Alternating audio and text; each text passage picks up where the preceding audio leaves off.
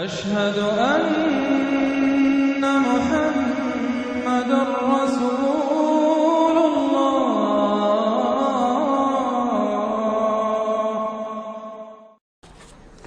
اب اس کے بعد یہ ایک سورت جو آ رہی ہے اس کے بارے میں عام طور پر آپ کو لکھا ہوا مل جائے گا کہ یہ سورہ جو ہے یہ مدنیہ ہے، لیکن یہ کہ یہ اکثر سورتوں کے بارے میں یہ جو آخری ہیں، ہر قرآن مجید میں کوئی نہ کوئی ایک رائے تو لکھی ہے، لیکن جب تفصیل دیکھتے ہیں تو بہت سی آراء ہیں اس میں، یہ کوئی ایک رائے نہیں ہوتی۔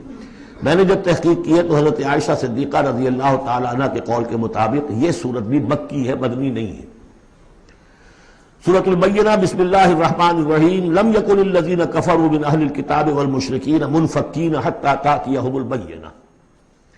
نہیں تھے وہ لوگ جنہوں نے کفر کیا تھا اہل کتاب میں سے اور مشرکین میں سے کہ انہیں علیحدہ کر دیا جاتا یا باز آ جاتے حتی تأتیہم البینہ، جب تک کہ ان کے پاس بینہ نہ آ جاتی۔ ظاہر بات ہے کہ وہ گمراہی میں مبتلا تھے، کوئی بین چیز آئے، کوئی واضح چیز آئے جس سے کہ ان کو محسوس ہو جائے، شعور ہو جائے کہ ہم گمراہی پر ہیں۔ اور یا اس کا مفہوم یہ ہے کہ جب تک بین ان کے اوپر بات نہ آ جائے اس وقت تک انہیں کاٹا نہیں جا سکتا، انہیں اپنے سے علیحدہ نہیں کیا جا سکتا۔ منفک جو ہے یہ دونوں طریقے سے معنی دے گا۔ اب قابل غور کیا بات ہے، وہ بینہ کیا ہے؟ رسول من اللہ یتلو صحفا مطہرۃ فیہا کتب قیمہ، ایک رسول اللہ کی جانب سے جو تلاوت کرتے ہیں پاکیزہ اوراق کی، اور وہ فیہا، ان اوراق میں کیا ہے؟ بڑی مضبوط کتابیں لکھی ہوئی ہیں، احکام ہیں اللہ کے۔ کتاب کا لفظ خاص طور پر میں بتاتا آیا ہوں آپ کو کہ یہ احکام شریعت کے لیے آتا ہے۔ فیہا کتب قیمہ، یہ ہے وہ چیز کہ جب اللہ کا رسول اللہ کی کتاب لے کر آ جائے تو یہ بینہ اب ہو گئی، اب بات واضح ہو گئی، اب کسی شک و شبے کی گنجائش نہیں رہی۔ یہی سورہ طلاق میں ہم نے پڑھا تھا ذکرہ، قد انزلنا الیکم ذکرا رسولا یتلو علیکم آیاتہ، تو یہ جو ہے رسول جب تلاوت کرتا ہے گویا کہ رسول اور کتاب مل کر بینہ بنے، اللہ کی کتاب اس کا معلم رسول مل کر بینہ بنے۔ اس اعتبار سے بینہ اور ذکرہ کی جو تعبیر ہوئی ہے اور اس کی ڈیفینیشن جو ہوئی ہے سورہ بینہ میں اور سورہ طلاق میں وہ بہت اہم ہے۔ اب فرمایا وما تفرق الذین اوتوا الکتاب الا من بعد ما جاءتهم البینہ، یہ جن لوگوں کو کتاب دی گئی تھی انہوں نے جو پہلے بھی تفرقہ کیا ہے آپس میں، یہ جو بٹ گئے، یہ کوئی نصارہ بن گئے، کوئی یہودی بن گئے، پھر نصارہ میں نہ معلوم کتنے فرقے ہوئے اور یہودیوں میں کتنے فرقے ہوئے، یہ سارا تفرقہ ہوا کب؟ الا من بعد ما جاءتهم البینہ، مگر یہ کہ ان کے پاس بینہ آ چکی تھی، گویا کہ اس کے اب جرم کی وہ پورے طور پر اس کی سزا کے سزاوار ہو چکے۔ وما امروا، یہ آیت اس اعتبار سے بہت اہم ہے کہ دین کا پھر وہی خلاصہ جو ہم نے پڑھا تھا بہت ہی شدت کے ساتھ سورہ زمر میں، وہ پھر آ گیا۔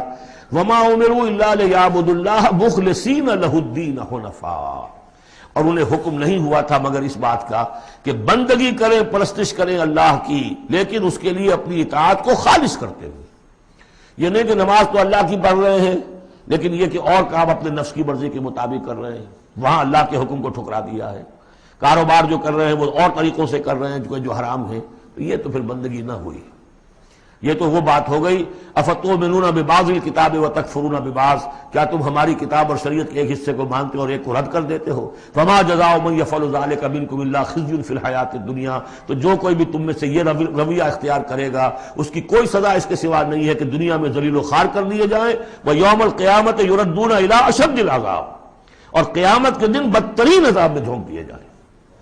دنیا کی رسوائی تو آج ہمارے ماتھے پر لکھی ہوئی ہے۔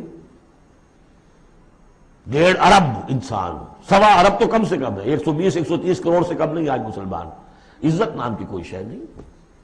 عالمی معاملات میں وی ہیو نو سے، کسٹمی پرست کے بھیا کس تھی، ہماری پالیسیاں کہیں اور بنتی ہیں، کہیں اور سے ہمارے بجٹ کے لیے انسٹرکشن کہیں اور سے آتی ہیں، اور تو اور بات ہے۔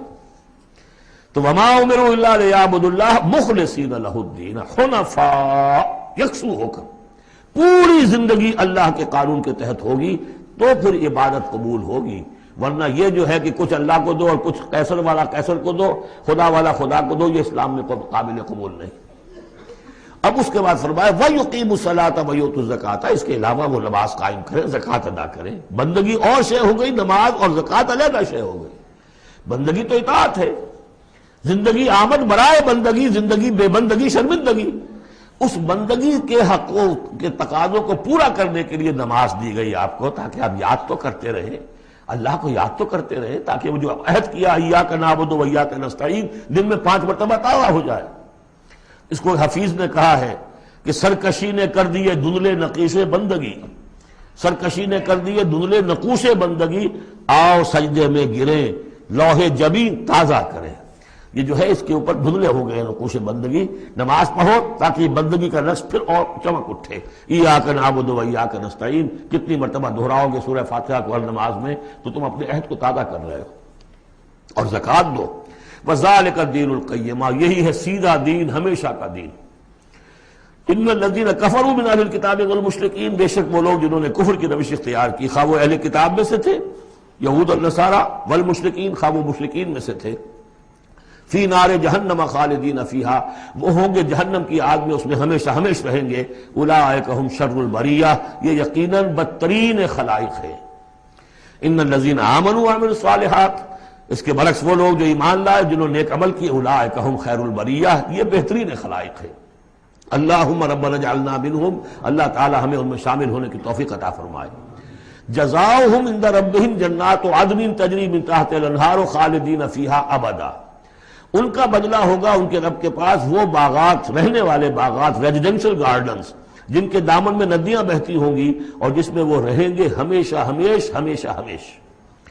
یہ مقام اور ایک سورہ تغابن جو ہم نے پڑھی تھی، اس وقت میں نے وہ بات کا تذکرہ نہیں کیا تھا، 2 مقامات قرآن مجید کے ایسے ہیں جہاں جو سائملٹینیس کنٹراسٹ ہے وہ یہ ہے کہ جہنم کے لیے صرف خالدین فیہا آیا ہے اور جنت کے لیے خالدین فیہا ابدا، تو یقیناً کوئی نہ کوئی فرق ہے۔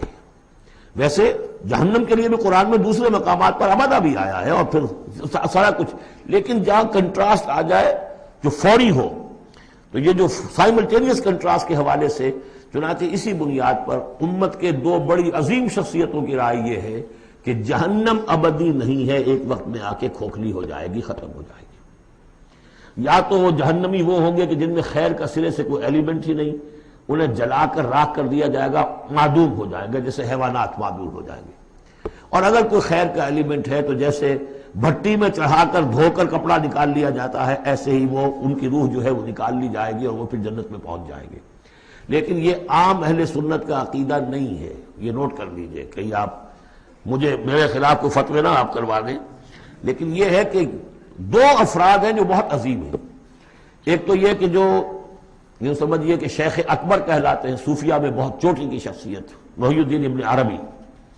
دوسرے وہ شخص کہ جو ہر اعتبار سے محی الدین ابن عربی سے بہت شدید اختلاف کرتے ہیں، بہت شدید اختلاف، امام ابن تیمیہ، اور جو یوں سمجھیے کہ سلفی جو المسلک جو لوگ بھی ہیں دنیا میں، ان کے نزدیک سب سے بڑے امام جو ہیں، سب سے بڑے عالم وہ امام ابن تیمیہ ہے رحمۃ اللہ علیہ، ان کی رائے بھی یہی ہے۔ تو 2 عظیم اشخاص کا اس پر متفق ہو جانا، متفق گردید رائے بو علی بارائے من، تو یہ وہ یقیناً جو ہے اس قابل تھا کہ میں آپ کو اس کا تذکرہ ذکر بتا دوں۔ رضی اللہ عنہم، یہ لوگ جو ہیں وہ لوگ کہ ان الذین آمنوا وعملوا الصالحات اولئک هم خیر البریہ جزاؤہم عند ربہم جنات عدن تجری من تحتہا الانہار خالدین فیہا ابدا رضی اللہ عنہم ورضوا عنہ، اللہ تعالیٰ ان سے راضی ہو گیا اور وہ اس سے راضی ہو جائیں گے۔ جب جائیں گے وہاں تو اللہ تعالیٰ وہ کچھ دے گا کہ راضی ہو جائیں گے۔ ذالک لمن خشی ربہ، یہ ان کے لیے ہے جو اپنے رب سے ڈرتے رہے۔ اللہم ربنا اجعلنا منہم، اللہم ربنا اجعلنا منہم۔